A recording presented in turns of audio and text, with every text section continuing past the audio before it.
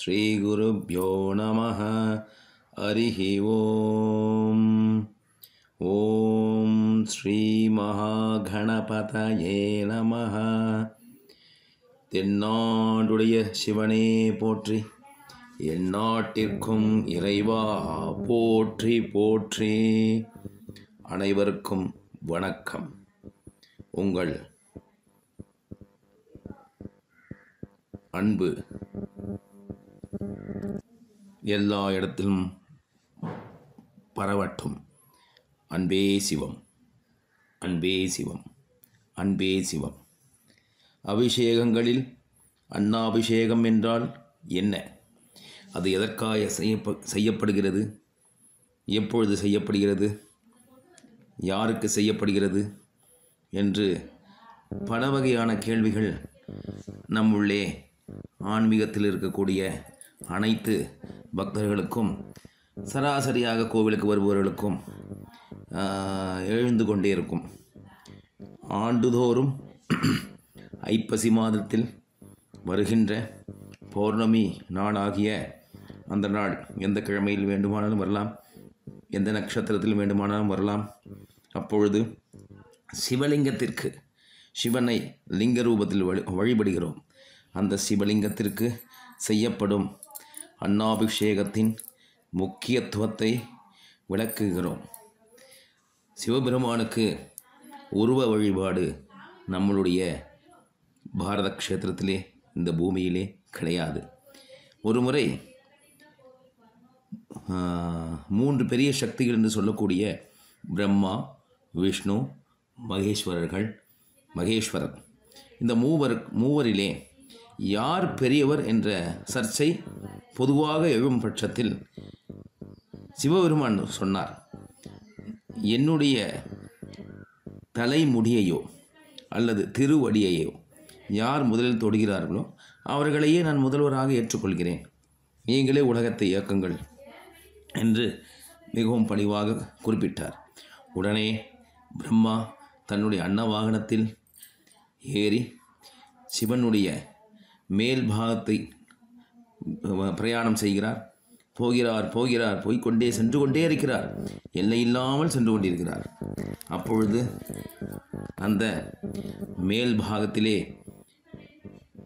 வெகு காலம் சென்று கொண்டிருக்கும் காலத்திலே ஒரு தாழம்பூவானது வந்து விழுந்து கொண்டிருக்கிறது. அப்பொழுது பிரம்மா கேட்கிறார், தாழம்பூவே, நீ எங்கிருந்து வருகிறாய்?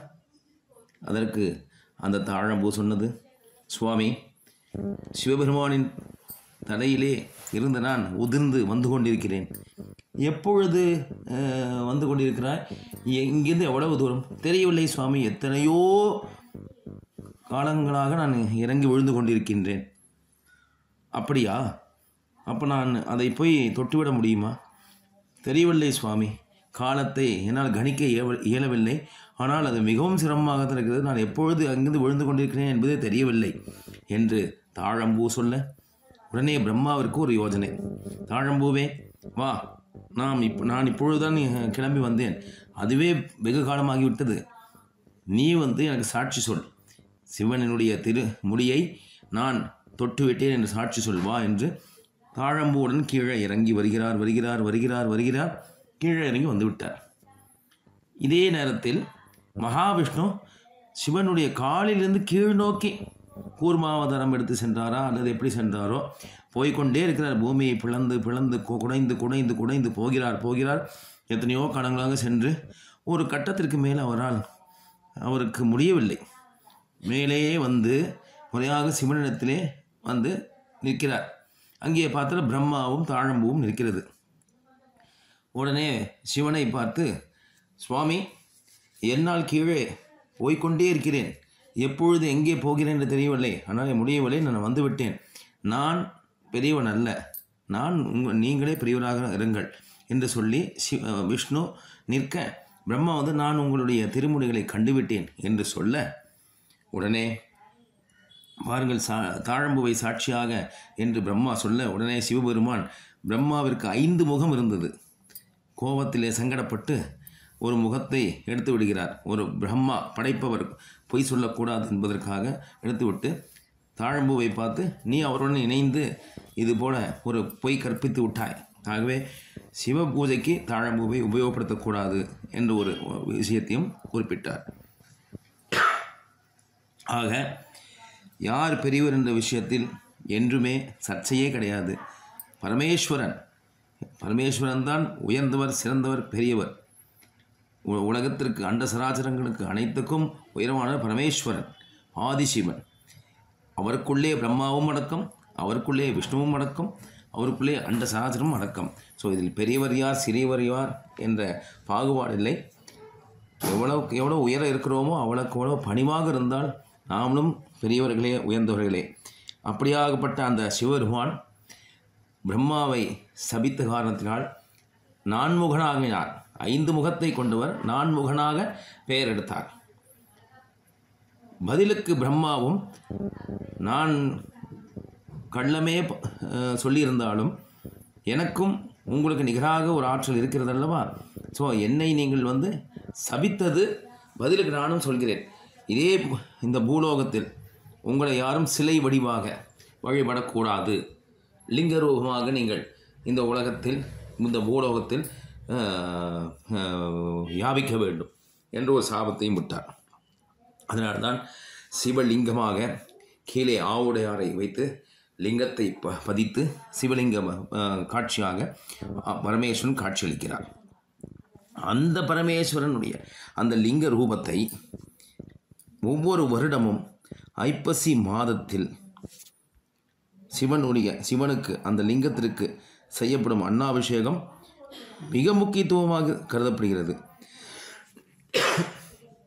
இந்த அன்னாபிஷேகம், பொதுவாக அபிஷேகம் என்பது இறைவனை குளிர்வித்தல், இறை சக்தியை ஒரு ஒரு ஒரு நீர் உயிர் சத்து இருக்கக்கூடிய ஒரு கல்லிலே வடித்து அதை முறையாக வேத விற்பனர்களை கொண்டு அதற்கு தகுந்த மந்திரங்களை சொல்லி உயிர் சக்தி கொடுத்து அதை கர்ப்பகிரகத்திலே நிறுத்தி பிரபஞ்சத்திலிருந்து அந்த மேலிருந்து கலசத்தின் வழியாக அந்த சக்தியை எப்பொழுதுமே இயக்கி கொண்டிருக்கும்படி செய்வார்கள். அப்படியாகப்பட்ட அந்த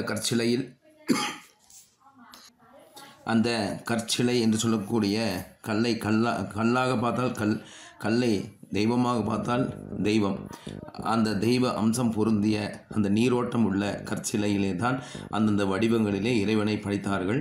பிறகு அதற்கு உயிர் கொடுத்தார்கள். அதை பிரபஞ்சத்துடன் கனெக்டிவிட்டி என்று சொல்வார்கள்.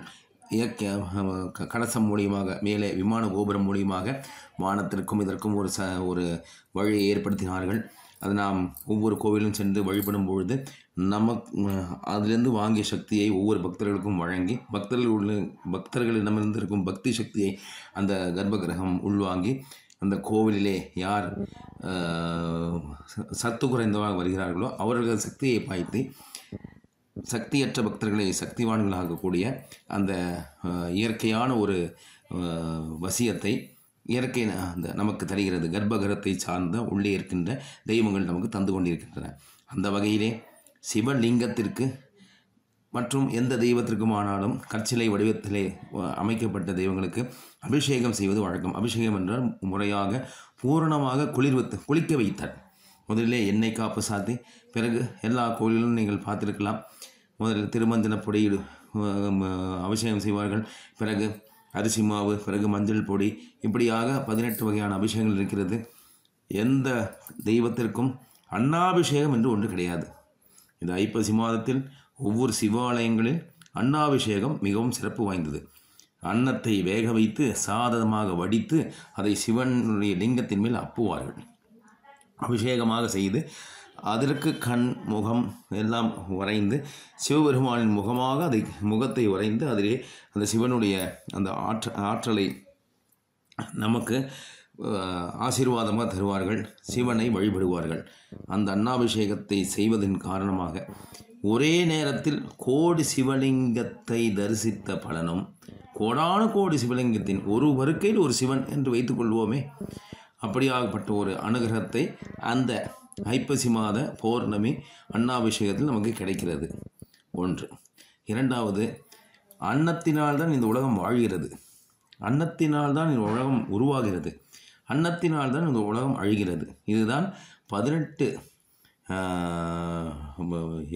எந்த நீங்கள் புராணங்கள் எடுத்தாலும் ஆரம்ப நிலையில் இந்த ஒரு மந்திரத்தை சொல்லிவிட்டு தான் இந்த எந்த ஸ்லோகத்தையும் சொல்வார்கள்.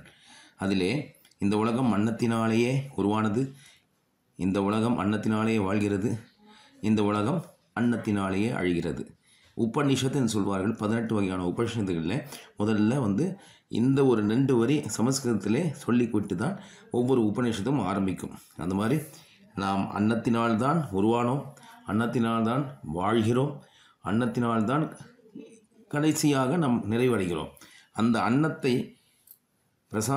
அன்னத்தை சிவலிங்கத்திற்கு அபிஷேகம் செய்து அன்னாபிஷேகமாக செய்து அதை பார்க்கும் பட்சத்தில், அதை உணரும் பட்சத்தில், அதை வணங்கும் பட்சத்தில் நமக்கு அன்னத்திற்கு எந்த குறைவும் வராது. நமக்கு மட்டுமல்ல, நம்மளை சார்ந்த அடுத்த தலைக்கட்டுகளுக்கும், அடுத்த 3 தலைமுறைகளுக்கும், அடுத்த 7 தலைமுறைகளுக்கும் நமக்கு அன்ன துவேஷம், அன்ன சங்கடம். நாம் நம்மளுடைய வாழ்க்கையில் எத்தனையோ உணவுகளை எரிந்திருப்போம். யாராவது நல்லா பசிக்கும் பொழுது யாராவது கேட்கும்போது இல்லாமல் கொடுக்க முடியாமல் போயிருக்கும். பஸ்ஸில் போகும்போது யாராவது ரோட்டில் என்ன கேட்பாங்க, கொடுக்காமல் இருந்திருப்போம். ட்ரெயினில் போகும்போது யாராவது சாப்பாடு கேட்டிருப்பாங்க, கொடுக்காமல் இருந்திருப்போம். இல்லை திடீர்னு நம்ம ஒரு கோபத்தில் யாருக்காரும் செய்யாமல் இருந்திருப்போம். ஏதேனும் கோயிலேருந்து அன்னதானம் செய்கிறோம், கொஞ்சம் வசூல் ஏதாவது கொடுங்கன்னா கோபத்தில் திட்டியிருப்போம். ஸோ இதெல்லாம் தர முடியலன்னா முடியாதுன்னு அன்பாக சொல்லலாம், இல்லை சாதாரணமாக சொல்லலாம்.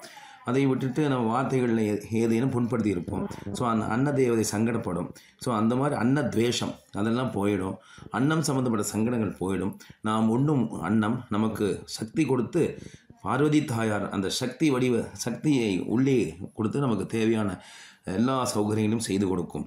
அப்படியாப்பட்ட அந்த அன்னாபிஷேகத்தை பார்ப்பதன் மூலமாக, அதற்கு பொருளுதவி தருவதன் மூலமாக, அதை பற்றி சிந்திப்பதன் மூலமாக நமக்கு தேவையான அனைத்து சக்திகளையும் ஒவ்வொரு நாளும் அடுத்த ஒரு வருடம் ஐப்பசி மாதம் வரும் வரை நமக்கு எப்படி நம்ம டாப்அப் செய்கிறோம், அதுபோல் ஒவ்வொரு வருடத்துக்கும் நாம் டாப்அப் செய்வது போல் அன்னாபிஷேகம் வருடத்துக்கு ஒரு நாள், ஒவ்வொரு வருடமும் அந்த நாளிலே ஏதேனும் ஒரு 5 நிமிடம் ஒரு கோவிலே சென்று, இல்லை இருக்கும் இடத்திலேருந்தே கண்ணை மூடிக்கொண்டு, முடியாதவர்களை சொல்கிறோம், முடிந்தவர்கள் கோவிலுக்கு சென்று பார்ப்பது விசேஷம்.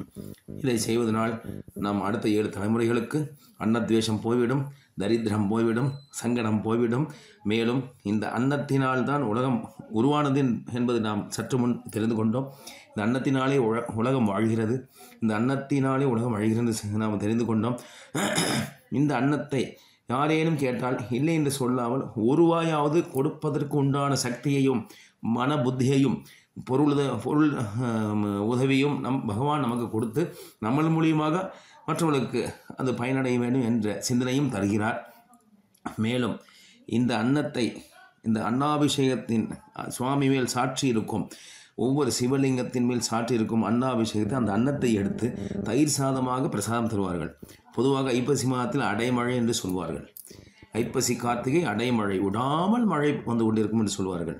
அப்படியாகப்பட்ட அந்த மழை காலங்களிலே நம்ம இரவு நேரத்தில் தயிரையே தொடக்கூடாது, இதிலே தயிர் சாதம் தருவார்கள். அப்போ அந்த அன்னம், சிவலிங்கத்தின் மேல் வைக்கப்பட்ட அன்னம், அதை வழித்தெடுத்து தயிர் சாதமாக செய்து தரும்பொழுது அந்த சூட்டிலே இருந்து வரப்பட்ட அன்னம் இந்த தயிரிலே கலக்கும் பொழுது ஒரு மிகப்பெரிய மருத்துவ குணம் நிறைந்த ஒரு உணவாக மாறுகிறது. அந்த தயிர் அன்னத்தை புசிக்கும் பொழுது நம்முடைய சுவாசம் சம்பந்தப்பட்ட விஷயங்கள், சளி சம்பந்தப்பட்ட விஷயங்கள் அதெல்லாம் நமக்கு சரி செய்யப்பட்டு ஆரோக்கியம், ஆயுள் நீடிக்கிறதாக வேறொரு சந்தர்ப்பத்திலே ஒரு பெரியவர்கள் சொல்லியிருக்கிறார்கள். ஆகவே இந்த அன்னாபிஷேகம் என்பது பால், தயிர், தேன், புனித நீர் உள்ளிட்ட அபிஷேக பொருட்களால் அபிஷேகம் செய்யப்பட்டு தீபாதனை காட்டப்பட்டாலும் அன்னாபிஷேகம் என்பது சமைக்கப்பட்ட அரிசியால் இறைவனுக்கு அபிஷேகம் செய்வதாகும். பொதுவாக அன்னாபிஷேகம் ஒரே ஒரு தெய்வத்திற்கு, அதாவது பரமேஸ்வரன், ஆதிசிவன் என்று சொல்லக்கூடிய பரமேஸ்வரனுக்கு லிங்க ரூபத்தில் தமிழ் மாதமாகிய ஐப்பசி பௌர்ணமி நாளில் செய்யப்படுகிறது. இந்தியாவில் பல்வேறு வகையான அபிஷேகங்கள் நடத்தப்பட்டாலும் தென்னிந்திய சிவன் கோவில்களிலும், குறிப்பாக தென்னிந்தியாவிலேயே தான் இது நடக்கிறது. தென்னிந்தியா என்றால் தமிழ்நாடு, கேரளா, ஆந்திரா, கர்நாடகா, வடநாட்டிலும் எத்தனையோ சிவன் கோயில் இருக்கிறது. அங்கெல்லாம் இந்த அன்னாபிஷேகத்துக்கு ஒரு முக்கியத்துவம் அவர்கள் கொடுப்பதாக இல்லை. தென்னிந்திய சிவன் கோயில்கள் அனைத்திலும் சிவலிங்கம் வடிவில் சிவபெருமானுக்கு இந்த குறிப்பிட்ட அபிஷேகம் செய்யப்படுகிறது. வருடத்துக்கு ஒரு முறை இந்த வழிபாட்டை செய்வதன் மூலம் வாழ்க்கையில் உள்ள அனைத்து பிரச்சனைகளிலிருந்து விடுபடலாம் என்று கூறப்படுகிறது. இந்த விழா சிவ அபிஷேகம் அல்லது மகா அன்ன அபிஷேகம் என்று அழைக்கப்படுகிறது. தென்னிந்தியா முழுவதும் குறிப்பாக தமிழ்நாட்டில் உள்ள பல சிவன் கோயில்களில் அன்னாபிஷேகம் நடத்தப்படுகிறது. அன்னாபிஷேகத்தின் முக்கியத்துவம் அப்படின்னு ஒரு விஷயத்தை எடுத்து பார்த்தோன்னா, புனித நூல்களின்படி அரிசி என்பது வாழ்க்கை, செழுமை மற்றும் செழிப்பு ஆகியவற்றின் சின்னமாகும். இதில் அரிசி என்றால் என்ன அப்படின்னு ஒரு கேள்வி வருது. ஒரு முறை இந்த அரிசியை பற்றி விவாதம் நடத்தி கொண்டிருந்த பொழுது அதே ஒரு விளக்கம் கொடுத்தார். மிகவும் அருமையாக இருந்தது. அரிசி, ஒரு மனிதன் தன் வாழ்க்கையில் ஒவ்வொரு நாளும் ஒரு பிடியேனும் அரிசியை வேக வைத்து உண்ண வேண்டும் என்று சொல்கிறார்கள். அதென்ன அரிசி, ஏன் வேறு ஏதேனும் உண்ண முடியாதா என்று சொன்னால், அரிசியை உண்பவர்களுக்கு என்றைக்குமே இறை சக்தி அதிகமாக இருக்குமாம். நவீனத்திலே மருத்துவம் சொல்கிறது கார்போஹைட்ரேட்ஸ் உடம்பு ஏறிவிடும் அது இது என்று. நோ, ஒரு குறிப்பிட்ட சதவீதமாவது கார்போஹைட்ரேட்ஸ் என்ற ஒரு பொருள் நம்ம உடலில் இருக்க வேண்டும். அரி என்றால் முதல் 2 எழுத்து அரி என்றால் மகாவிஷ்ணு, சி என்றால் சிவன். ஸோ அரிசி என்றால் மகாவிஷ்ணும் சிவனும் இணைந்த ஒரு சக்தி வாய்ந்த ஒரு தானியம். அதை ஒரு நாளைக்கு ஒரு பிடியேனும் வேக வைத்து உண்ண வேண்டும். இதுதான் அரிசி. இந்த தத்துவம் தான் இது. அப்படியாகப்பட்ட அந்த அரிசியை வேக வைத்து சிவபெருமானுடைய உடலாகிய சிவலிங்கத்திலே அழகாக அபிஷேகம் செய்ய வேண்டும். சிவபெருமான் அபிஷேக பிரியர் நாம் அனைவருக்கும் தெரியும். ஆகவே அவருக்கு பொதுவாக புனித நீர், பசுவின் பால், நெய், இளநீர், கரும்பு சாறு, சந்தன பசை, விபூதி, தயிர், பஞ்சாமிர்தம் போன்ற ஏகப்பட்ட புனித பொருட்களை அபிஷேகம் செய்தாலும் ஒருவரது வாழ்க்கையில் அரிசியின் முக்கியத்துவத்தையும் தெய்வீகங்களையும் தெய்வீக பங்கையும் குறிக்கும் வகையில் சிவனுக்கு ஆண்டுதோறும் அபிஷேகம் செய்யப்படுகிறது. இயற்கையின் 5 கூறுகள் மற்றும் பூமியில் உள்ள அனைத்து உயிரினங்களின் ஒரே பாதுகாவலராக இருக்கும் சிவபெருமானுக்கு நன்றி தெரிவிக்கும் அடையாளமாகவும் அன்னாபிஷேகம் நடைபெறுகிறது. மேலும் அரிசி என்பது இயற்கையின் 5 கூறுகளின் இணைப்பின் விளைவாகும். நிலத்தில் விதைக்கப்படும் போது அது வானத்திலிருந்து வரும் தண்ணீராலும் சூரியனிடமிருந்து வரும் ஆற்றலாலும் ஊட்டமளித்து காற்றின் உதவியால் நெல்லாக மாறுகிறது. இது அரிசியாக பதப்படுத்தப்பட்டு அனைத்து உயிரினங்களுக்கும் உணவாக வழங்கப்படுகிறது. ஆகவே அன்னாபிஷேகம் மிகப்பெரிய ஒரு நமக்கு கிடைத்த வரப்பிரசாதம். இந்த அன்னாபிஷேகத்துக்கு இதை எப்படி செய்வது, அது செய்யும் முறை அப்படின்னு ஒரு சிலர் கேட்கலாம். அன்னாபிஷேகம் என்பது சிவபெருமானின் அருளை பெறும் ஒரு தனி வழி. இந்த நாளில் சிவபெருமானின் சக்தியை அடையாளமாக சிவலிங்கத்திற்கு வீட்டிலே சில பேர் சிவலிங்கத்தை வழிபடுவார்கள், வீட்டிலே வைத்து கூட வழிபடுவார்கள், ஆலயங்களில் சென்று வழிபடுபவர்களும் உண்டு. சிவலிங்கத்திற்கு புனித நீர் என்றால் சுத்தப்படுத்தப்பட்ட நீரை ஒரு பித்தளை செம்பிலேயோ அல்லது தாமிர செம்பிலேயோ மூடி வைத்து அதற்கு உங்களுக்கு தெரிந்த சில மந்திரங்களையோ தமிழ் வார்த்தைகள் சிவபுராணமோ சொல்லி அதில் அந்த நீரை ஊற்றலாம். நீரிலே மஞ்சள் தூள் கலந்து மஞ்சள் அபிஷேகம், சந்தன பசையை கலந்து சந்தன அபிஷேகம், அப்புறம் மேலும் பால் அபிஷேகம், ஆரஞ்சு சாறு, தேன் அபிஷேகம், தேங்காய் நீர் அல்லது இளநீர், தயிர் அபிஷேகம் மற்றும் புனித சாம்பல் போன்ற அவர்களுக்கு தெரிந்த வகையிலே அல்லது அருகில் இருக்கும் சிவாச்சாரியர்களையோ கோயில் சம்பந்தப்பட்டவர்களையோ இந்த அபிஷேகம் சம்பந்தப்பட்டவர்களையோ கேட்டு அந்த அபிஷேகத்தை செய்யலாம். இதை தொடர்ந்து லிங்கம் முழுவதும் இந்த அபிஷேகம் செய்துவிட்டு லிங்கம் முழுவதும் சமைத்த அரிசியால் அரிசியை வேகத்து அன்னத்தை சாதமாக சமைத்து சூடு ஆறினவுடன் கொதிக்க நம்ம அப்படி போட முடியாது, கையிலையும் வைக்க முடியாது. ஓரளவுக்கு நாம் கையால் எடுக்கக்கூடிய அளவுக்கு சூடிலே அபிஷேகம் செய்யப்படும். இதையே அன்னாபிஷேகம் என்பார்கள். எடுத்து அப்படியே கை தாங்குற மாதிரி சூட்டில் எடுத்து சாதத்தை எடுத்து அதில் சுவாமிக்கு மேலே அப்படியே அப்பிட்டே வருவாங்க. சுவாமி அப்படியே சாதத்திலேயே மூடிடுவாங்க. இதை அன்னாபிஷேகம் என்பார்கள். லிங்கத்தின் உச்சியில் பல்வேறு வகையான காய்கறிகள் அலங்கரிக்கலாம். இதன் முடிவில் சிவபெருமானுக்கு தீபாராதனை காட்டப்பட்டு அபிஷேகம் செய்யப்பட்டு அரிசி அனைவருக்கும் பிரசாதமாக வழங்கப்படும். அந்த சாதம் பிரசாதமாக கொடுப்பாங்க, இல்லை சில கோயில்களில் அதை தயிர் சாதமாக மாற்றி தருவார்கள். தஞ்சையில் உள்ள பெரிய கோவிலில் உள்ள பிரம்மாண்டமான சிவலிங்கத்தின் மீது வடிக்கப்பட்ட சாதத்தால் அபிஷேகம் செய்யப்படுகிறது. அபிஷேகம் செய்யப்படுகிறது. அந்த சாதத்தை அவங்க பெரிய குண்டாரமே பண்ணி அதற்கு ஆட்களை வைத்து அங்கிருந்து அந்த சூடு குறைந்தவுடன் அபிஷேகம் செய்யப்படுகிறது. கோயிலில் முதன்மை கடவுளான பிரகதீஸ்வரர் சமைத்த அரிசியால் முழுவதும் மூடப்பட்டு வேக வைத்த காய்கறிகளில் மாலையிடப்படுகிறார். இந்த சமயத்தில் நமசிவாய மதம் தொடர்ந்து உச்சரித்து கொண்டே இருப்போம். இந்த அன்னாபிஷேகத்தில் பக்தர்கள் கலந்து கொண்டு சிவன் அருளை பெறுவார்கள். இந்த அன்னாபிஷேகம் பிரசித்தி பெற்ற ஊர் என்றால் தஞ்சாவூர், திருவாரூர், நாகப்பட்டினம் மாவட்டங்களில் உள்ள அனைத்து சிவன் கோயிலும் சிறப்பாக நடைபெறும். அப்படியாகப்பட்ட அந்த அன்னாபிஷேகத்தை இந்த நாளிலே இன்று, அதாவது ஐப்பசி மாதம் பௌர்ணமி நாளாகி இன்று நாம் காண்பது மிகவும் சிறப்பு என்பதை இந்த தொலைக்காட்சியின் வாயிலாக உங்கள் பக்தர்கள் அனைவருக்கும் தெரிவித்து கொண்டு மீண்டும் இந்த அன்னாபிஷேகத்தை பற்றி சில விஷயங்களை தொடர்ந்து பேசுவோம். நன்றி, வணக்கம்.